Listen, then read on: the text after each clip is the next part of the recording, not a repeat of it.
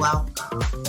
This is a special presentation from WIFERSATIONS, definitely hosted by 25ToLIfe. This is a special presentation for Women's History Month, and I wanted to highlight beautiful, impactful women whom I know, who I believe are a blessing to the earth.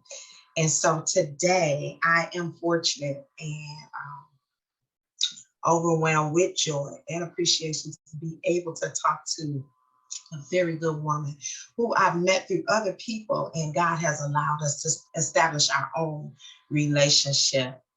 She is amazing. I could go down the list of her accomplishments, but the one thing that I love about her is just her authenticity. She is a wife. She is a mother. She is a child of God. She is a motivational speaker. She is a coach. She is an author. All of that and more. And so I want to introduce to you and bring to this particular platform, Miss Celeste Cuffie. Hey, did I say your last name right? You did. You got it. Thank you so much. You know, it's so funny. Even just when people do introductions, you forget about everything that you do because you're busy doing it. And so to hear it played back to you, it's like, man, did I really? Yeah. Wow, how did I do that in the middle of this, that, and that? But yeah. I think it also just reinforces the mercy, the grace, and the kindness of God. So thank you. I appreciate you so very much. I tell you, when we met, I can't remember where we met. It had to be at some kind of gathering. Something about us just clicked. You are very, very friendly. And what I love about you is because I'm a little shy, you ask questions. You are inquisitive with no shame, but not rude. But that's how you learn. My husband is that way. He don't care. He'll ask questions. What made you like that? What gives you that interest in others? Because you have a lot going on in your own life.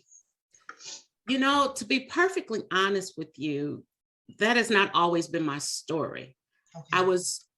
There was a point in time in my journey where I wanted to be liked so much. And I think that took a negative toll on me, but I was able to reverse engineer that to say, how do I want to be treated? Mm-hmm. Let me offer that to other people. Let me get to know them. You know, let me get curious about them. And, you know, the more that I've grown and the more that I've evolved, what I realize is that I love people that are not like me. So you are a little bit more shy, but that is intriguing to me because I'm like, Celeste, you need to learn how to be quiet sometimes, right? Because I'm just telling it all. And Shalon just cool and collected. I'm like, okay, I need to pick that up. Girl, what you do? You know, that's so funny because like, I feel that way. Like, I'm like, I feel like people don't like me. Maybe I'm too quiet. Maybe I look too serious. Or, you know, kind of reserved. So I smile a lot. I just overly, sometimes I'm like, Shalon, you're smiling too much. Because, but it is intentional to disarm any kind of negative thoughts or things that make them feel like they can't approach me. So it's funny to hear that someone else has their way of dealing with things that they may feel is deficient. Doesn't mean it's true. But you may feel that it's deficient. I need to learn how to do that. But that means that you are detail oriented. And boy, do you have details. It's something to dig right in. As I mentioned earlier, first of all, you are a child of God. Everything that you do is based on your belief in God. Tell me about your walk with Christ. Wow.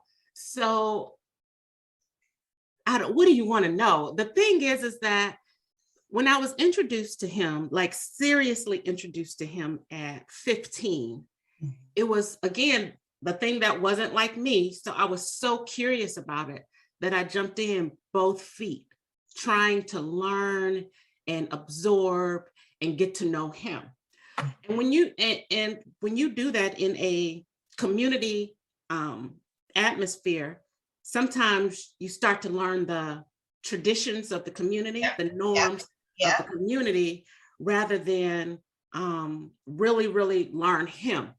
Yeah. So I was doing both, but then I had to figure out okay, what's him and what's the protocol? What's him and what's them? That, yes. That's what I always say. What's him? Well, what's them? Yeah. Mm-hmm. And so figuring that part out was life-changing for me. Wow. And ever since I did that, I've just learned to call on him. I've learned how to take him at his word. And I think that's also the beautiful thing about, me figuring out the him versus them at a later age, but because they taught me who the him was and how the him should be. And so then how I should be, I didn't let the things that maybe the thems did distract me from what we should have been like or what I should have lived like. And that I think drew me closer to him in a different way. Because I was just crazy enough to believe that, if you speak it, or if you walk by faith and not by sight, and if you count it all joy, when you believe that stuff, yeah, it just it wakes up different. What's so funny about that is there's so many detractors or people who say like that can't be real, but I always say just the principles of the word of God. If you just walk them, it doesn't matter if you believe or not believe, they're gonna work. You get what I'm saying? They're just gonna work. And then to have your hope in God and your belief in Jesus Christ, that just makes it all better. It kind of magnifies, it makes the word live even more. So regardless, just the principles of what the word of God has set for us is most valuable. Now, I know you've applied all of this because you are like me. You got married slightly younger than a lot of people. And so you've been married, I don't know if it's 29, 28, 29, 30 years. It's been a minute though. We're going on 30. So you got to be going on 28, 29 years. Yeah. This year it'll be 29 years. Yes. That we'll be married. And so do we have time for the whole story? Oh, we actually met him when I was 4 years old. I met him in kindergarten. What? And if a kid could have a boyfriend in kindergarten, I had a boyfriend, and it was Sheldon. And so we reconnected in high school. And so I've been with him since I was 15, and we got married at 18. And we've been How did you know? Like, how did you know? I met my husband at 16, and I got married when I was 20. Mm-hmm. How did you know? Because I always say I do not know what was in me at the time. Like God puts a certain sense of maturity and faith in you to have you go in a step you know nothing about. Like, how did you know that was it? So remember when I was just saying that going in, I started church at 15. And so I actually was dating Sheldon before I even was introduced in that manner. Okay. And so, but again, I'm super naive on life. Yeah. And so they told me that God could do anything. They told me that faith without works is dead. They also told me that it's better to marry than to burn. Let's just have a whole conversation here. They told me all of that stuff. And so what I started to do was I started to pray.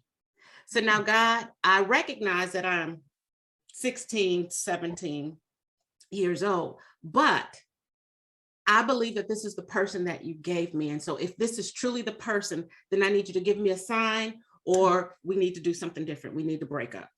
And when I tell you that he showed me on 3 different occasions that he was the one. And so the last time, and this is just a funny story, I used to work at Ponderosa on Highway 100. I know I'm dating myself, but I did. And this church group came in, and the church group, one of the guys, he was kind of hitting on me. You go to church, blah, blah, blah. Is your boyfriend saved? That's what he asked me. And I said, no, he isn't. Is your boyfriend saved? Is your boyfriend saved? Nope, he isn't. Well, the Bible says don't be unequally yoked. And our church group does this, and our church does that, and our church, give me your number. I want to invite you to some of the things. So I give him my number. I am literally on the phone with this guy, and Sheldon calls. I click over and he says, hey, I have been praying, And I have decided that I am going to marry you. I am going to be your husband. You're going to be my wife. We are going to get married. And that is just that. I said, hold on for 1 second. Click back off. Thank you so much. Gotta go. Goodbye. And that was it. Oh my True God. story. So there was no formal proposal. There was more of a proclamation, or? At that point, I actually was already engaged. He had already proposed to me. But Okay. you know, we trying to figure it out. Yes. I'm 17. Do I really want to be Yes. Wow. already? You know what I'm saying? 17. Yeah. I actually had, I think I was a junior in high school when he proposed to me. I was literally, So he knew. he knew. That's deep. And I was like, God, you sure? Because you know, I'm only, do I got oats to sow? You know, should I be out here doing some other stuff first? Girl, that is deep. That's awesome. And then Yep. now you have what, 28, almost 29 years later, you have 2 babies. Two grown adult babies. Mhm. They're doing so well. I'm such a proud parent. Yes. I have 2 kids, but I have 11 godchildren. Goodness gracious. So, and I love all of them. I love my babies. Gracious. I don't know how I did that, but I did it. Enough love, honey. You gotta know. I love that story. You know that that does nothing but confirm what the Bible says. Like if you seek Him and you just wait for His direction, and you actually kind of walk in faith. I always say like marriage is a faith walk. You don't know what's gonna happen. You don't know anything that's gonna happen. And people say, I don't have faith, but if you marry somebody that you didn't know from birth and you guys are going on this, that's faith. I will tell you. And what's funny is that, and what I always tell people when I talk about marriage and relationships is sometimes we do it, but when you give it, like seriously, give it to God. Again, I've got that crazy faith. Yeah. When you give it to God, it changes everything. It does. And so there were times, 30 years sounds wonderful, but that don't mean they were all easy, right? It was tough. There were ups and downs. And there were times when I wanted to leave. I wanted to walk out. I wanted to end the marriage. But it was God who said, hold on, don't do that. This is going to change. This is just hold on. And so faith, absolutely. Because at that point, it wasn't, Sheldon, I expect you to do something. It was, God, you said. So now, however way y'all work it out, that's not my business, but I do expect it to be right. Right. And it's so funny because so many times we think about what they need to do. And it's kind of lead into where I want to go, because I do want to just talk about you, but I love this story. And it's so funny, we don't talk often, but we never talk about that. So we're going to dig deep into that later off camera. But we think our spouse, God fix him, God do it. And don't get me wrong, because God needs to do some things for them. But I always think of, like you said, after so long, it's beautiful, it's fun, it's all that, but it did not come like, on a bed of roses. Right. It doesn't come like that. And I always say, marriage will mature you in ways you never thought. And it exposes you to you. Yep. It exposes you to you. So with that, I know that you have an amazing husband who's very accomplished. You have these beautiful children who are accomplished in their own right. How did you, since we're talking about audacity and having bold faith, which you just dived right into before me even saying it, how did you find you and begin to do things for Celeste? I found me when I shifted my expectations. Because I'll tell you, and this is kind of how Life Empowered got started too, but it's the concept is exactly the same, where you're living this life and you're doing the things, right? You got the kids, you got the house, you got the car, you got the job, you just got all of this stuff, and it's good stuff, right? You're living the American dream, whatever that really looks like for you. And so that was happening, and I was just going through the day-to-day routines of life. Mm-hmm. But when I lost my job, I got laid off, went into work. Life was, in my mind, a great day. And they decided that they didn't need my services anymore. Mhm. And at that point, it shook everything, because what I had realized is that I had defined myself by all of those things. And Oh. somewhere in all of this, I lost me, because I was busy being the wife. I was Yeah. busy being the mother. I was busy being, the employee. I was doing all of these things, but I had lost who I was. So I had to do the work to figure out who I was. Mhm. And once I did that work, and that's a journey. It's not like a one and done. It's not like a 6-week training program and now you got it and you off and running. This is a lifelong journey. Mhm. But that experience put me in a place to say, I'll never fall back again to losing myself. And so that's really how it all started. And so, yeah, I can be a wife and a mother. I can be a college professor. I can be a coach. I can be all of those things. And I can still be who God called me to be. I can still be how I am showing up, who I am, and authentic to that. But it took some time.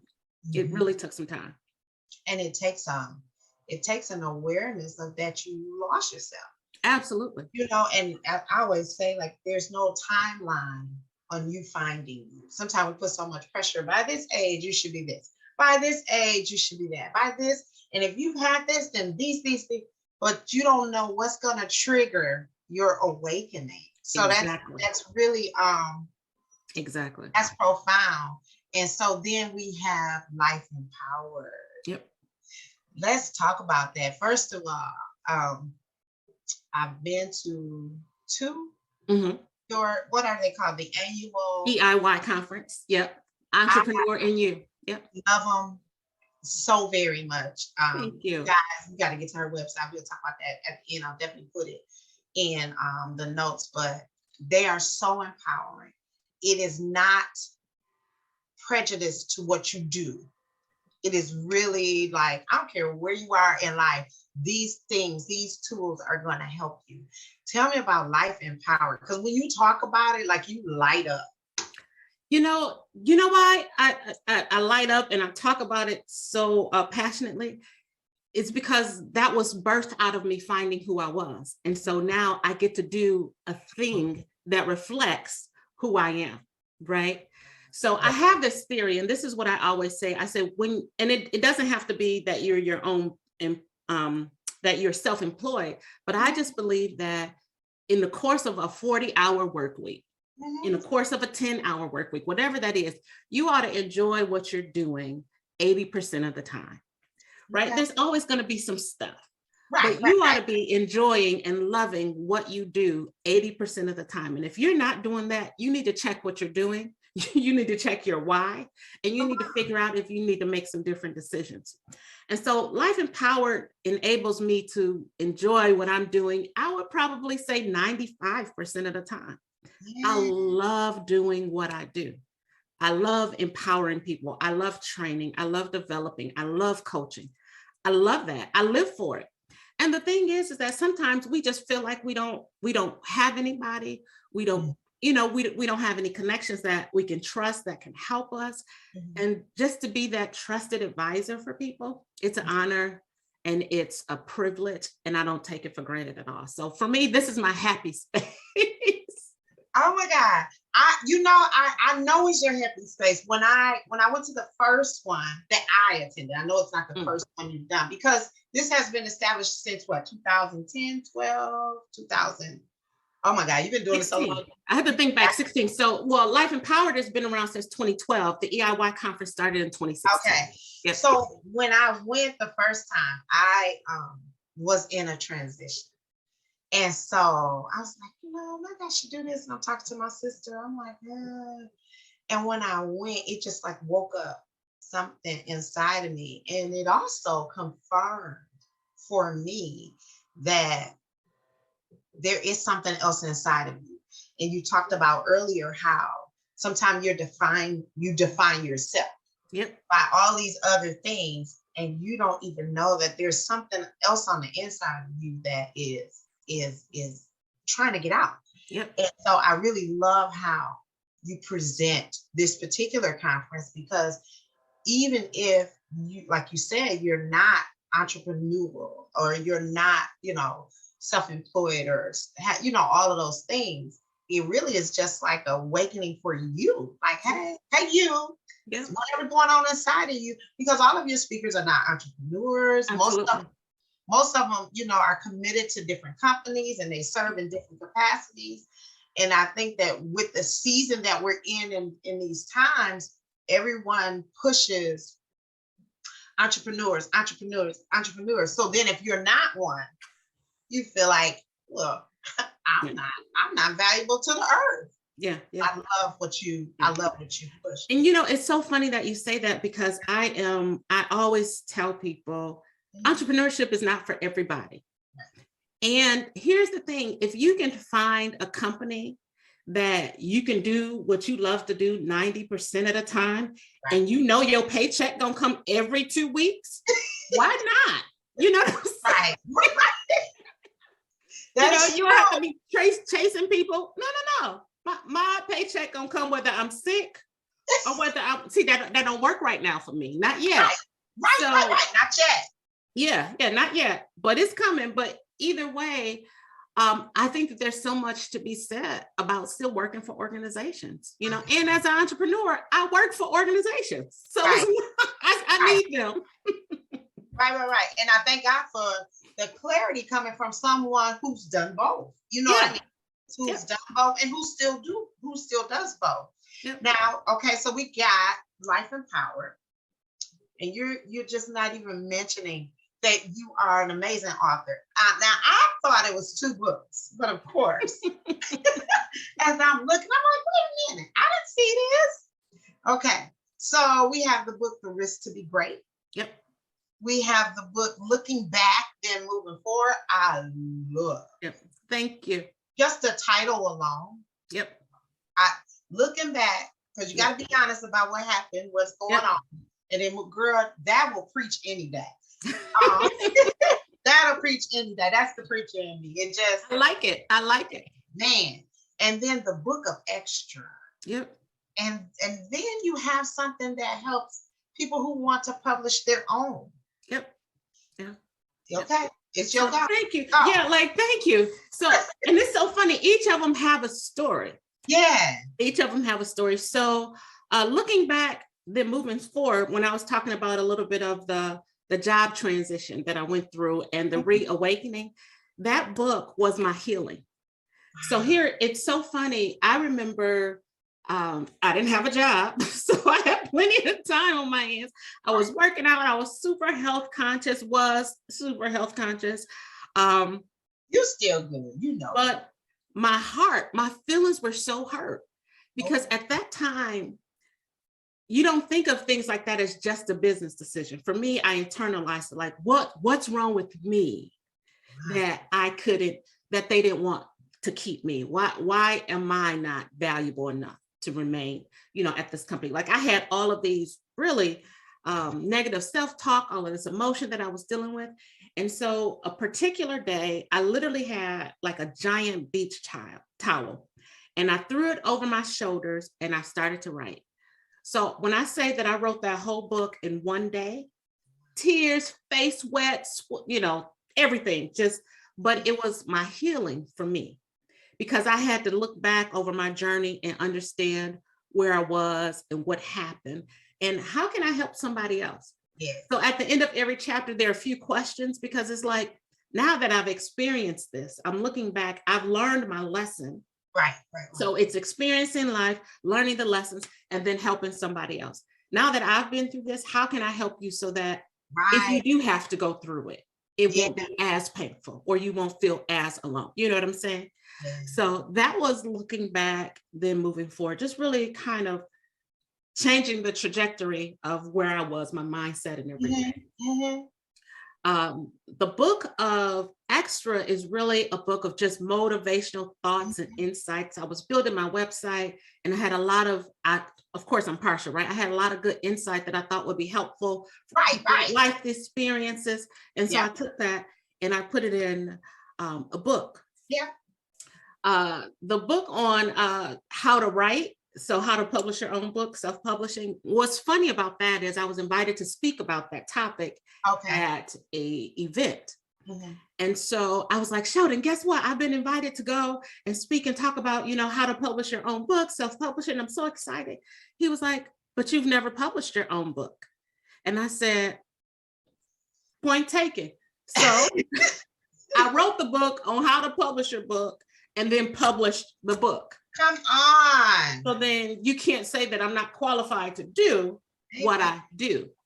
You see what I'm saying? So that's why I have a D&I certificate. That is why I have an inclusive leadership certificate. That's why I have an MBA. Because you'll never say I'm not qualified to do what I do.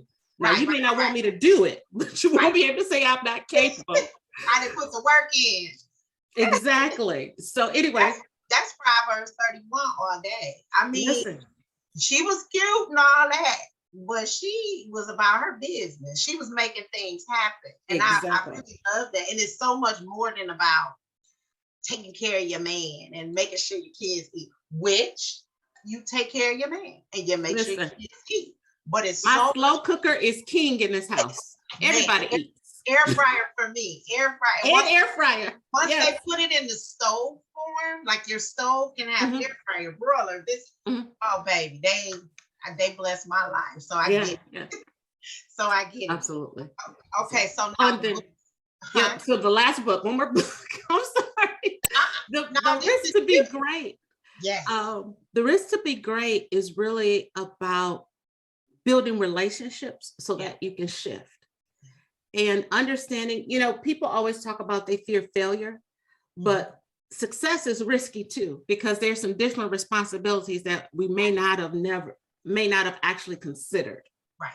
And so that's why I think that book is so important, especially for business professionals. If you're talking about moving and shifting to the next level, you need to know who's on your team. So I talk about that in there. You need to know strategies to stay organized and situated, keeping up with multiple things. That's in there.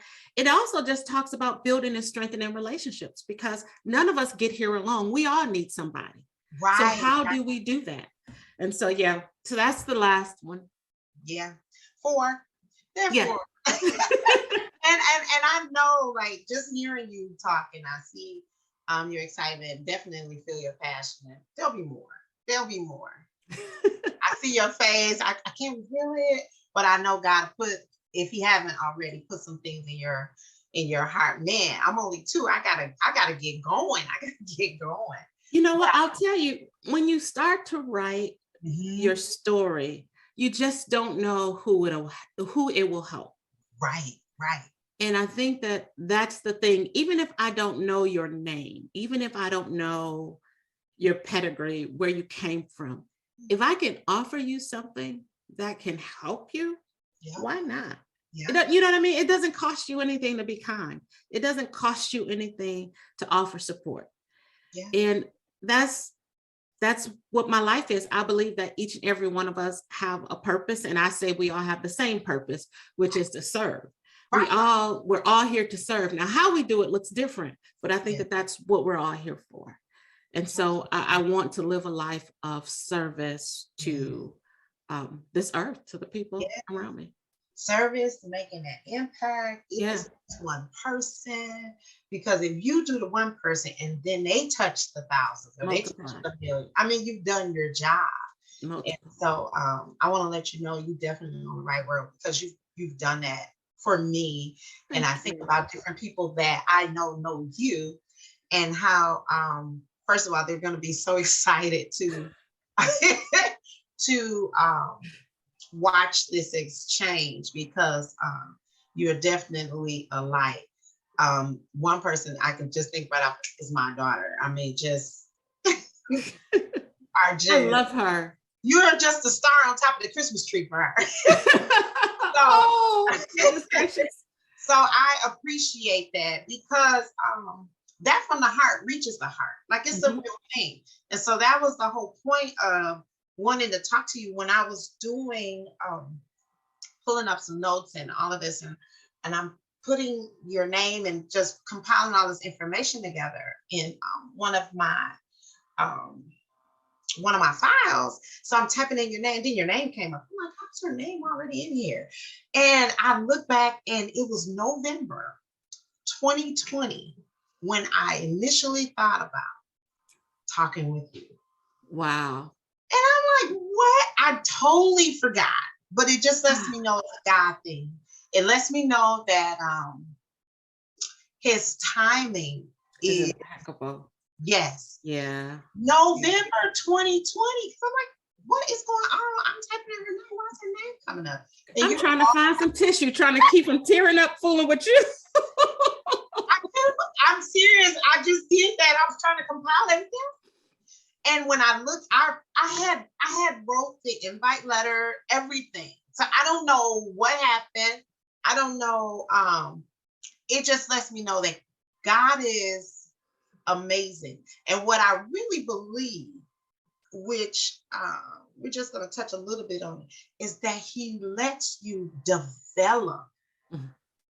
For us, what I'm talking about, relationships, so the exchange can be the most valuable. Absolutely. Because I do not believe then we could have the same chemistry now. Mm-hmm, mm-hmm, not that it would have been bad. It's mm-hmm. just there would have been so much that I hadn't experienced with you. You get what I'm saying? Yeah. And it would have just been check off the list. Okay, ask her about this. Ask her about this. Yeah. But then when you get to be around someone and then you get to see them live it, meaning, act it out and to be able to embody what they quote unquote say. Because mm-hmm. sometimes everybody's saying something, but are they necessarily following through? Yeah, you know what I mean? Following through on what they say.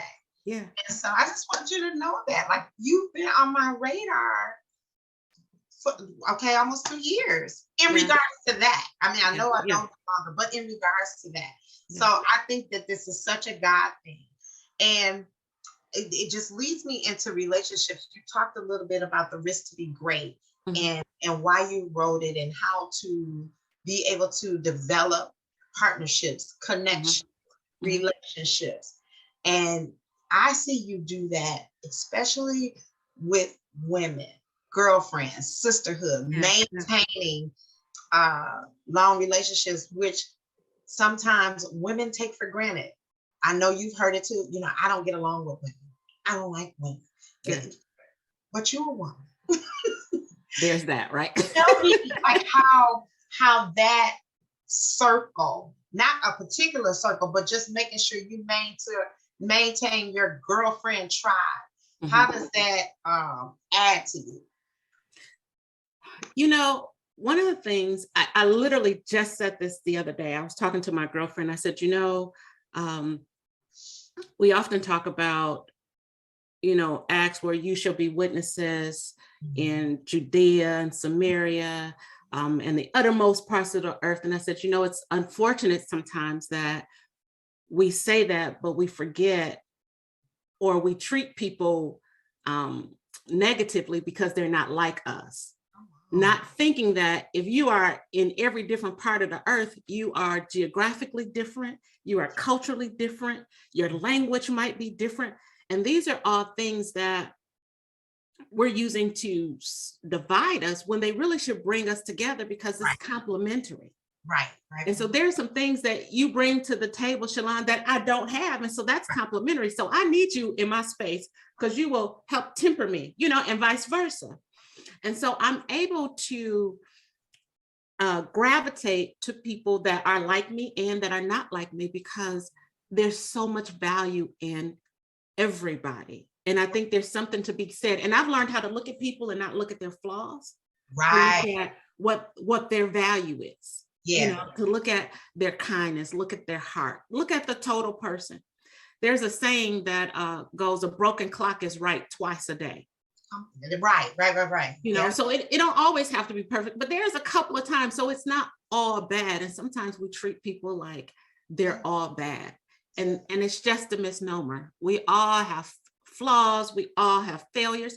And listen, if you can deal with me and my particularness and my Pepsi in a wine glass, and you know what I mean? If you can do all of that. We connected that way. We connected that way for sure. So we just learn how to love and embrace people for who they are. And that doesn't mean that you accept bad behavior, but it can mean that you can love them to life. Yeah. Maybe you can help them see a different way, That's right. So, and I appreciate that, because I've been called naive before. Like, you just always trying to find something good to say about somebody, but why not? When you understand ridicule, or when you understand rejection, or when you understand not being included, you don't ever want people to feel like you felt. Yep. And so you open up to that. And trust me, like you said, if something should happen where they present an opportunity to be dismissed from your space, so be it. But until then, why not, be open? Because I learn, like I'm a kind of person, I sit back, I watch, I learn a lot from different people. Because if I stay in the same circle, I'll only be doing the same thing. Exactly. And we want to be expanded. Man, I there's so much more. The last thing I want to talk about, because this has been good. Now I know that you're married. I know that you've accomplished. Remember, I went through all of that. Talk to me about pushing your husband's vision without necessarily ignoring yours. Wow, that is such, okay, I like it. That's good.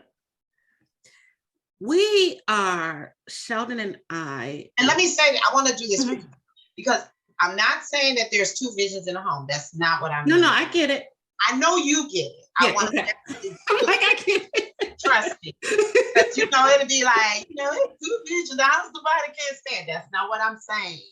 What I'm saying is that God just gives direction. He gives opportunity to both.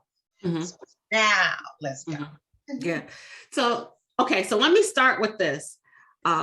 Lady used to, I don't even know what her title is. In my church, she used to say, a half a man and a half a woman don't make a whole marriage. Right. You have to be a whole person. So a whole man and a whole woman makes a whole marriage. And so, I'm saying that to say that as a whole woman, and I'm married to a whole man, our vision becomes one, but we do have our own path, right? Yeah. And so in that, our partnership as husband and wife is what makes the vision whole for the home, okay? And so in that, I will say that we've operated on a partnership level. So what does that mean? That means that when I went to school for my associate or my bachelor's degree, he didn't go to school. When I finished school, then he went to school. And then when I went back for my master's degree, he held the house down while I was in school. And then when he went back, I held the house down while he went to school. We worked together. So we supported each other's dream. When he has an event or something that he needs to go to, get it on my calendar, babe, because I'm gonna be there with you. Same thing for him. Yeah. I laugh. I work from home virtually. And so I do a lot of conferences and training and all of that stuff. And I'm like, honey, he's my IT support. So if something happens with my computer, I'm like, hold on, let me call my IT support. Because we are partners in that, and we've learned how to do it. And my pushing him, and I think that sometimes people get this confused. When I support him and he wins, I win because we're one. That's the word. So there is no him versus I, it's a him and I, and vice versa. When I win, he wins, because again, we are one. And that is, I think, what makes one a pleasure and an honor. And the fact that I can see him love me like he loves me. The fact that when I was in school, I could come home and go into my office and just do homework, and he will cook dinner, make sure the kids got their homework done. The fact that I could see that, said, this is the least I can do is fix you dinner, you know. Or when I got laid off from work, he said, babe, don't even worry about it. We'll make it. We'll figure it out. You know, you just take the summer off and, you know, do whatever. The fact that he said that, right. The least I can here, babe, eat this fried chicken. I'm going to make you. What else do you need? What else you need? You know what I'm saying? Because it could have been a different way. Yeah. And it just wasn't like that. And so we really have learned how to complement each other in this wholeness of marriage. Yeah. And how long did that take? To get to that vibe, that zone. Because sometimes people, when they get married now, they feel like it's supposed to happen right away without when you first get married, there's an adjustment, there's finding your way, there's all of that that's going on. Yeah. You know, that's a tough question. And I'll answer it like this.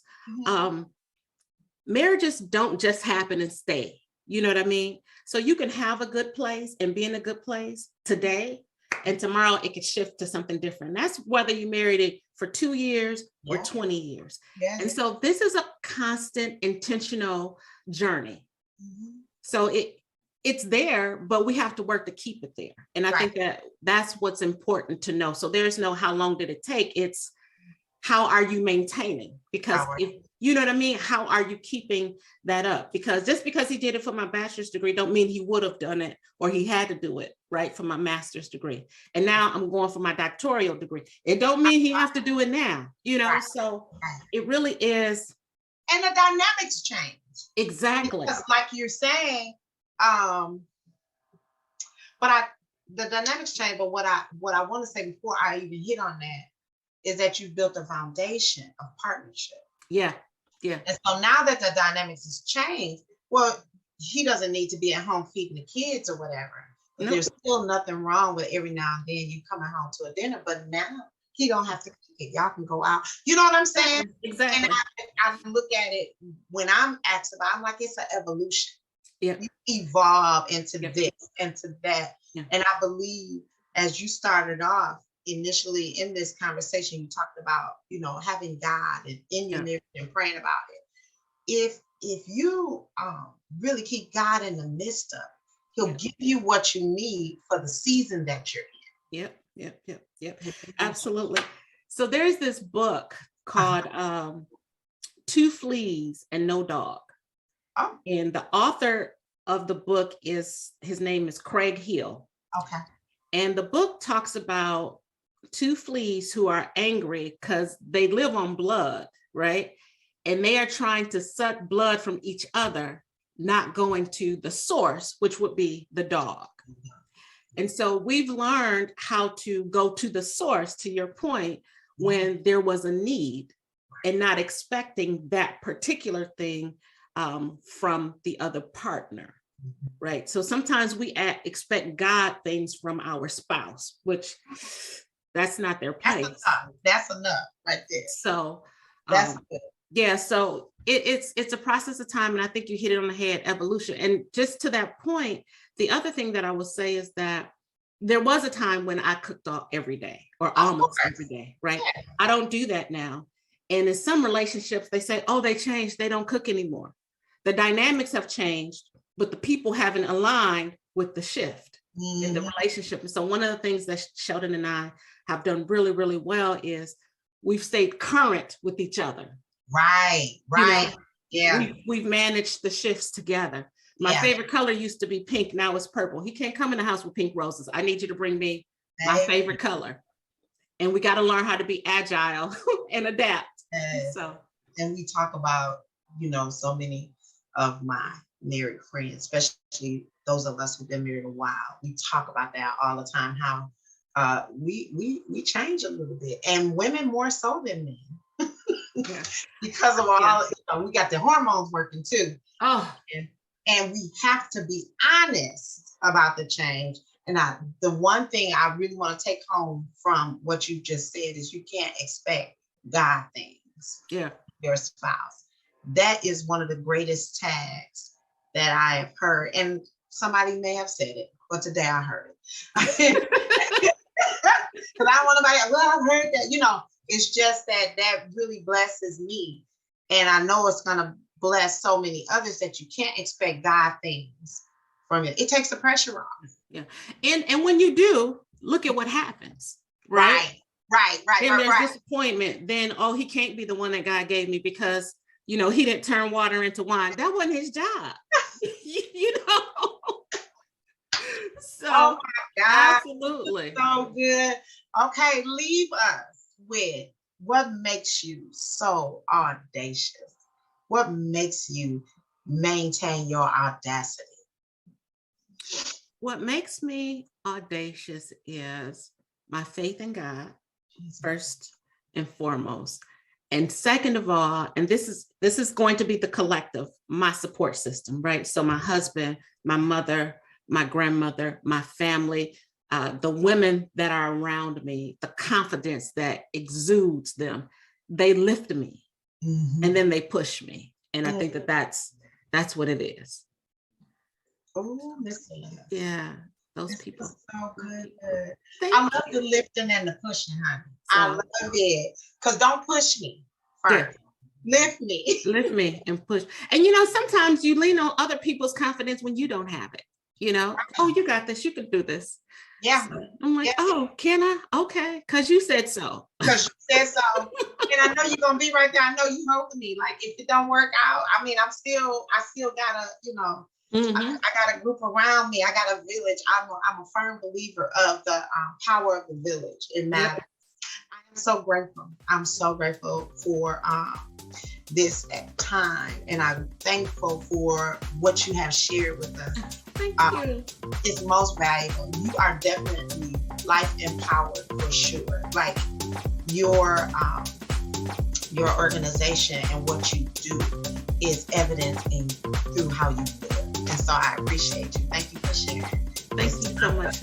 I'm honored to be here again, and call me anytime. I'm here for it.